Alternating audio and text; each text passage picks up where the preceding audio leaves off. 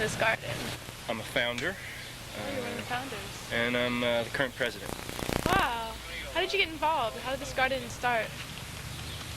Community activism. Really? The community was really screwed up, and you had a choice of either fixing elements of it or just living in a continually bad place. You could just tell us a little bit about your participation in this garden or what you do here. I pretty much do almost everything here. I don't look at the garden as individual sections. You know, everyone has a different plot, but I kind of do everything. I'm in charge of special projects. It's owned by the city of New York, and I don't know if you know the stories, but this was, you know, a building here at one time, and the building was knocked down as the neighborhood deteriorated, and this garden is almost 20 years old. It was started in 1981. In the history of the city where it really wasn't very well organized. They had been overwhelmed by the 1970s. And by the 70s, the South Bronx was burning. It was burning for insurance money, and it was burning because buildings were going empty. I myself was a housing organizer at that time, and I had the experience of working with buildings that had absolutely no ownership whatsoever. I had landlords come to my office, hand me the keys to their buildings and say, I can't make it here, I hate to leave these people freezing, could you please do your best? I was involved at that time with a group called People's Development Corporation, and through the People's Development Corporation we worked with another group called the Green Guerrillas to make some green spaces. We had two projects in particular that were going on. One was a garden and one was a park. Many of the people that lived in our neighborhood were originally from the South. It was an African American community primarily, and many people were from the South. They grew up with gardens, they were very familiar with gardens, and they were naturals. They were a little oasis, a little respite. As a matter of fact, when Paul Newman came by to film this film called Fort Apache, the Bronx, they chose that site. And when we went to them and told them that they couldn't just go there without asking our permission, they said, but this is the only nice place around here. And do you find that this has been had an impact on the neighborhood? Did you?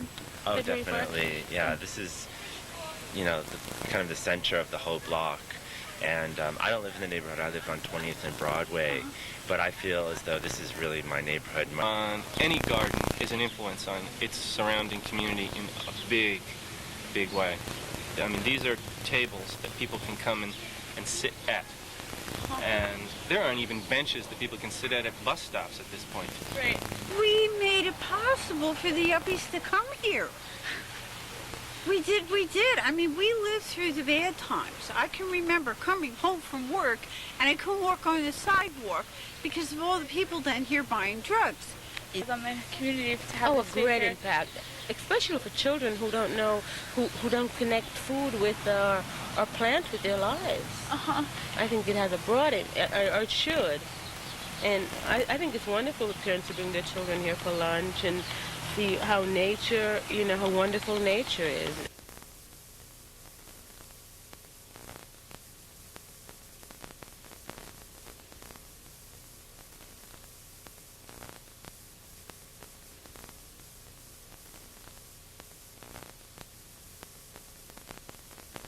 Because Green Thumb used to be a part of DGS, which is Department of General Services. And they were really very friendly to us. And then it got moved under, I guess, Giuliani. I mean, most of these sort of things. He consolidated it into something citywide services administration, I think. And then he came up with a really great concept that was very subtle, which is he moved Green Thumb under the jurisdiction of HPD, which is Housing Preservation and Development, which clearly has nothing to do with being neutral. So when he moved the Gardens administration, Green Thumb, to HPD, it was the death knell of gardens, because HPD is not in the business of maintaining gardens. They're in the business of having property in a holding pattern until they can find someone they can sell it to. Like national forests that have neither been cut nor declared wilderness. They're not protected land. They're part of the other two. They're either developed or not yet developed. And until land is protected in some way, it is subject to the political vagaries. If the administration thinks that private control of things, privately held control of things is better, there will always be an incentive to take unprotected city-owned property and sell it. Whether it's my backyard or somebody's garden, there will always be that incentive to sell it. Housing redevelopment and redevelopment in poor communities has really been ahead of the reduction in crime that the Giuliani administration is always talking about. So rather than saying, well, crime went down so the South Bronx became a better place to live, it may be the other way around. The South Bronx became rebuilt in a lot of different ways through a lot of different people doing a lot of different things, and that in and of itself made crime go down.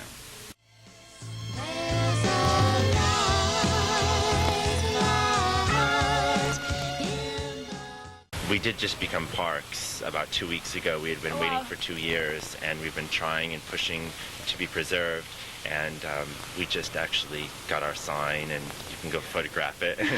And yeah, we've been here forever. We should be here forever now. The thing about the community garden fight recently is that the great success of it is that it allowed those gardens to be protected, where they belong to a not-for-profit that will have, that the Attorney General has to watch, and it will stay that kind of an organization for a very long time and protect that property. It's got to be in some way protected, either through that system or through the system of literally turning it into mapped parkland.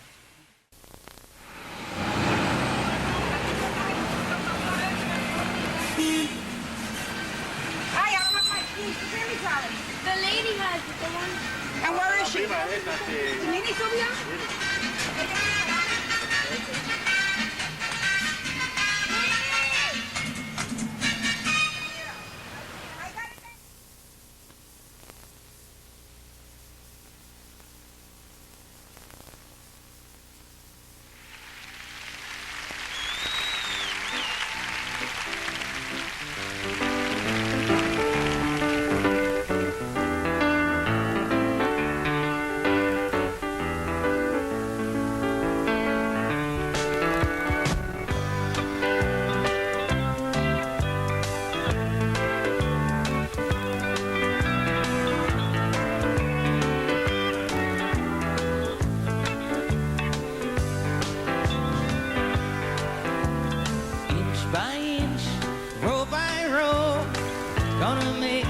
Garden grow, gonna mulch it deep and low, gonna make it fertile